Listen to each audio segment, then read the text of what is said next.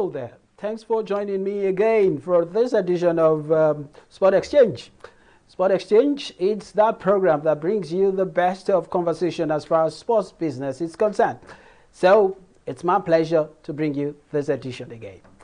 Judy Olano is my name, and as usual, you don't forget you can also join the conversation via social media platforms, for Twitter and for Facebook, as well as our YouTube channel too. You could drop your comments there.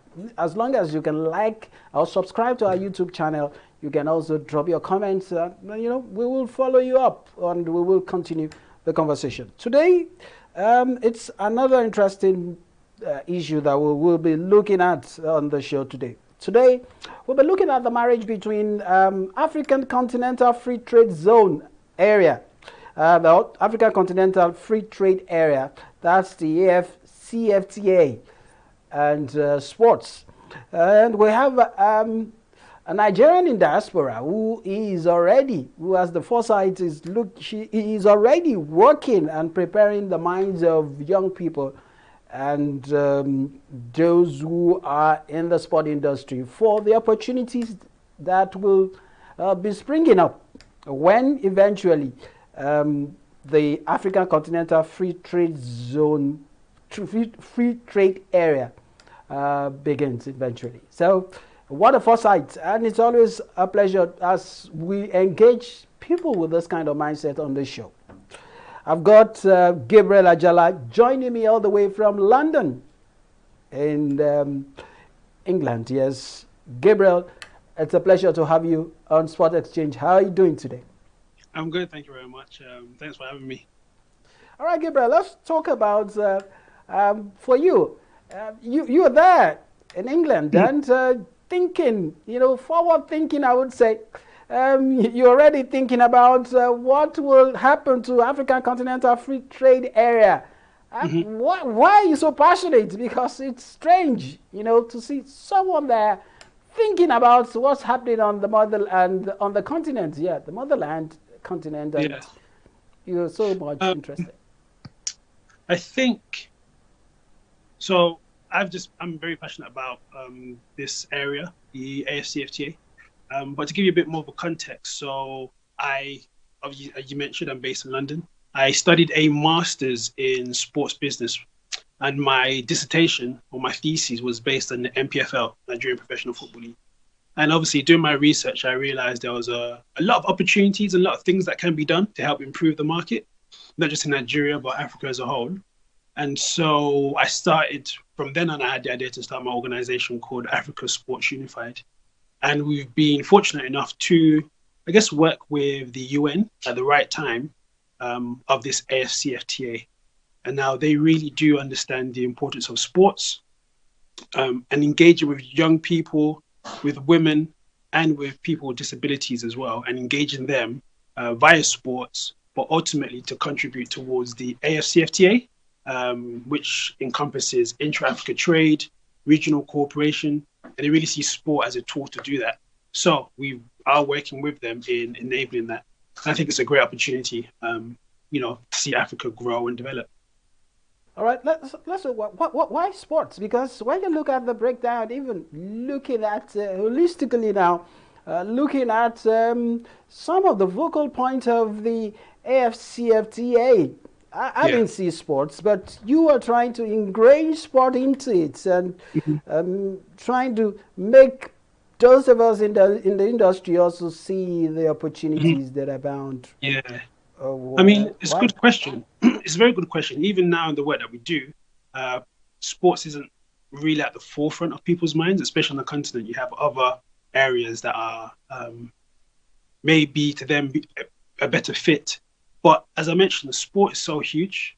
If you look at international competitions, the Olympics is going on now.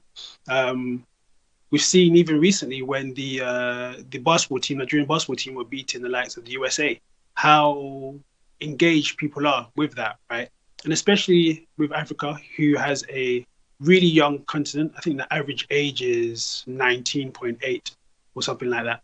And so engaging those youth who really are involved with sports, that would allow them to get a better understanding of how sports can be used to help build up the Afcfta and help to develop Africa, because sports is a tool for business, right? It's the name of your show. So if people can find ways to, I don't know, create some sort of technology, create some sort of apparel or manufacturing that they can provide a service to other people. It goes into areas about free movement of individuals, trade barriers, all of these things, which is part of the Afcfta. If sport can be used to help reduce barriers and just enable trade, and then yeah, it's a great factor, and it's what the Afcfta is all about. All right. I know that this is going to be, of course, most of the things that you guys are looking at with this project are things that are solution based, and trying to look. Let's also look at some of the bottlenecks. Up till now, it's looking like the countries on the continent are still foot dragging as far as the Afcfta is concerned. Ordinarily, one would have expected all the countries to be on the same page, in full swing, but they're still dragging, But time waits for no one, and the mass of young people on the continent. How do we regular way out of this? Yeah. So, and just to say, I mean, the experts on this, of course, the African Union and the UN. So they'll probably know, or they will know for sure, in terms of the details regarding the ratification of certain countries to fully be engaged with the Afcfta. But from my knowledge, I know all but one African countries agreed to sign up, and I know quite a few are at different stages. In order to, there are some policies to put in place before you can be fully ratified. So yeah, it is slowly coming into fruition. So hopefully, the number of countries will grow who have been fully ratified. But again, once they are all involved and grow and on the same page, then it will create a lot more opportunities. I mean, this is going to be the biggest trade area in the world, bigger than the European Union. So it is an opportunity for vast growth and cooperation, and to really for the nations to collaborate as well in terms of strategies and key insights that other countries can implement. And in some of the work that we are doing a few research-based projects regarding sports as well. And so we have looked at all African countries in the Afcfta, to be honest with you, and see their policies around youth engagement, around a specific sports policy, sports and technology, women in sports. There are a few who are really standing out in terms of policies that they've put in place. You got the likes of Senegal, Botswana, Rwanda, Ghana, to name but a few. But the issue that we've seen so far is just the ability to collaborate more, for countries to talk about what they're doing and learn from each other. So yeah, hopefully it's a long journey, but it's a good beginning, a good start. By the way, Gabriel Ajala is the lead project manager, African Sports Unified. I know you guys have been doing a lot of things, a lot of stuff, and the pandemic also would have affected you in particular, because I know that most of the programs you've had as far as the Afcfta is concerned has been virtual. If we didn't have the pandemic, right? What would you guys would have been doing more by maybe in terms of making your presence felt on the continent? Yeah. To be honest, we'll be doing events in person. That is first and foremost. There's a lot of research that we've done. So even sitting down with policymakers, certain countries, to show them the research, go through the research and show them opportunities that exist in terms of engaging young people. It'll just be in person, to be honest with you. So we're actually running a mentorship program as well. And that, of course, has been hindered by the COVID. Again, everything's virtual and online.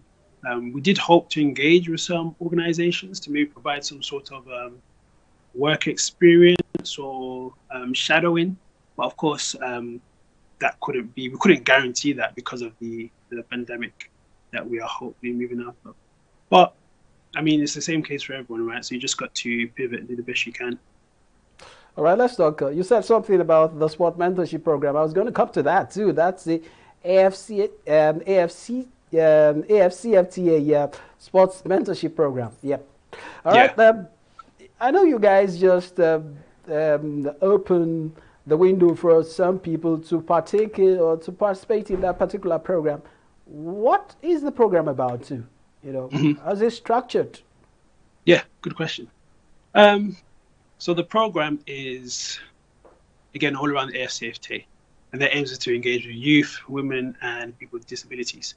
And so this whole program was to, in fact, just to give a bit more context, one of the areas that we found in terms of our research is to increase the social capital of young people, i.e., to improve their networks and give them a bit more exposure to actual individuals within sport.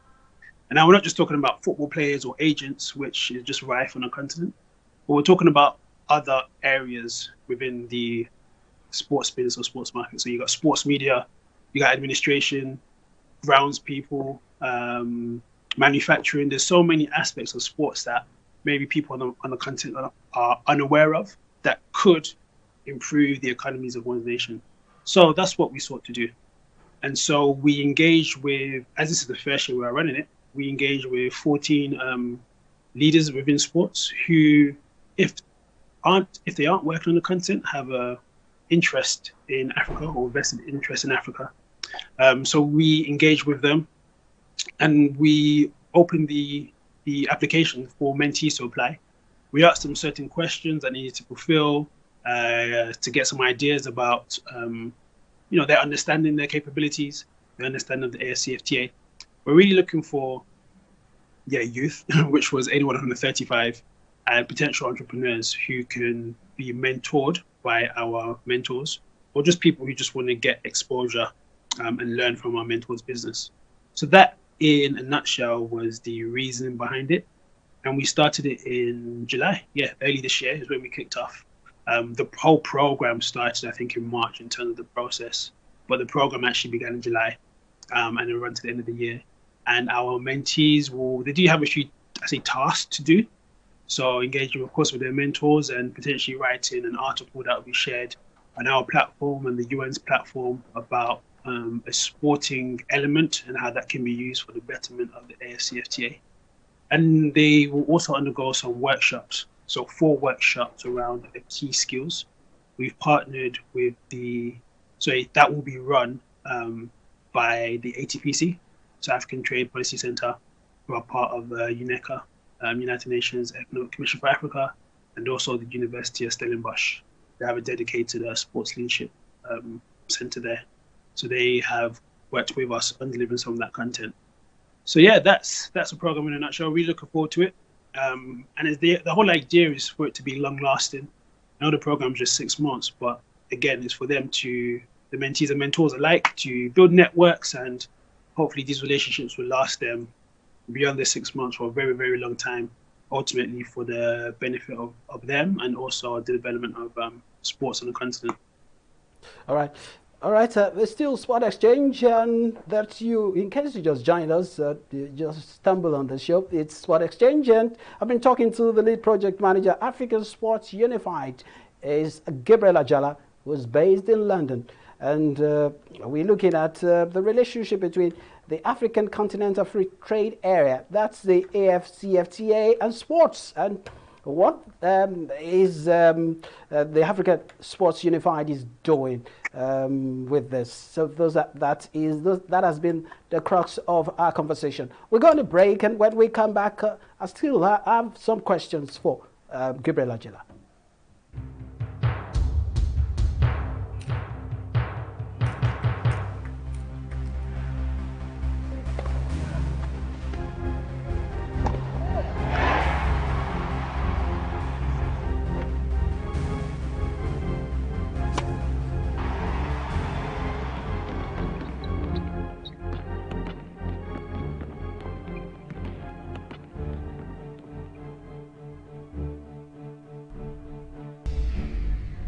Fantastically finished. All right, welcome back. It's still Sport Exchange, and my guest is Gabriel Ajala, the lead project manager, African Sports Unified in the UK. Okay, Gabriel, you know, from what I have seen with this project, you don't really have to be a sports person. Am I right? You're talking about the mentorship? Yeah, for the mentorship program. Yeah, they're talking about it. You don't really have to be a sports person to From benefit, the right? No, so from the mentees' perspective, not all of them work in sports. Some of them are students. Some of them do work in sports. Some of them do other things, but they have a vested interest in sport. Either they have their own business involved in sport, or they're a student or working in sports as a professional. Long term, who knows what they'll go into? But with some of the questions that we asked them, we had over 80 applications. We had a selection committee. I think there was 6 of us, trade-based people, sports business people. And so we went through all of those applications and we decided, who the final 14 will be. So we think based on some of those questions, everyone has a vested interest, at least if they're not already working in that space or have a business idea pertaining to sports. The mentors, are you going to be returning, for example, if you will have another session of this program? Because this is, if I'm correct, this should be the inaugural edition, right? Yeah, correct. That's correct. So, I'm saying this is the inaugural edition. Does it mean that the mentors that we have for this edition might change in the subsequent edition, or you might retain them depending on the availability of the mentors, right? And it will be good to know some of those mentors, right? Yeah, it will be. And it's a good question as well. So our mentors are actually out there. We posted it on our LinkedIn page, on our Instagram page, on our Twitter. So we've had 14 esteemed mentors. We have people from FIFA, Giants of Africa, Toronto Raptors, a few entrepreneurs in there within like sports tech, sports media, sports governance. So yeah, it's quite varied. And yeah, hopefully this is the first of many that will come. So with the first cohort, of course, we've got 14, but hopefully in the following years we'll have a lot more. We really want this to be long-term and not just a one-off, to continue to grow. So yeah, that's the plan. All right. Africa is the place to be right now. This is where it's happening. We've seen the the Basketball African League coming in, and we've seen even FIFA is tinkering with the idea of a league. Yes, talking about a super league right now on the continent of Africa. The investors are here, and I think I must give it to you. This, like I said, this is like a foresight, training people that will be ready, the human capacity that will be ready to take in this opportunity when they begin to move in. The investment moves into Africa. So now let's look at, how do you think Africa is well prepared now, from your perspective, for all those things that are happening? It's a very good question. So, of course, a lot of things are being done. So, of course, the Afcfta, for one. You mentioned the Basketball African League, that's happening. So and obviously there's a lot of countries as well who are beginning to build infrastructure. So, for example, you have Senegal, who are building lots of infrastructure. You have Rwanda, of course, South Africa, and a few other countries who are trying to build infrastructure around sports and cater to that. Is Africa ready? It really depends on the leadership and the people who are behind it, if I'm being completely honest. Once they fully understand and grasp the opportunities, and then they will be able to, I guess, implement things. They'll see the opportunities, they see what could happen, and then implement things to make this a reality. So yeah, it all depends on leadership to me. But if people if they really can get their head around sports and what it can bring, and not just see it as a hobby, but as a real potential area, sector to develop sports, one's country, then all the better for everyone. All right, finally, before I let you go, Gabriel, I have to let you go now. I know you are passionate. Africa, Africa. What's your plan for Nigeria? My plan for Nigeria. It's incorporated in the plan for Africa, to be honest with you, in general, and what we do at ASU. So allowing all countries and organizations to see the real potential for growth in sports, and allowing or implementing policies that allow sports to foster naturally for the benefit of one's country and those individuals in it. But if you're asking me per se, are we doing any work in Nigeria right now? No, we're not. So that means that good that you've told me this. That means I will definitely be on your case to make sure that you come down so that you can do something for Nigeria. You know, It will be very, very, very rewarding, as well as it will be important that you do that. Think about it. Yeah, for sure. We'll do. I know Nigeria doing a lot of things. I'm trying to put some things in place. Around have like a sports economic board or group to implement a few things. So yeah, slowly but surely, it will take time. All right. Thank you very much, Gabriel, for talking to us. Thank you so much today. All right.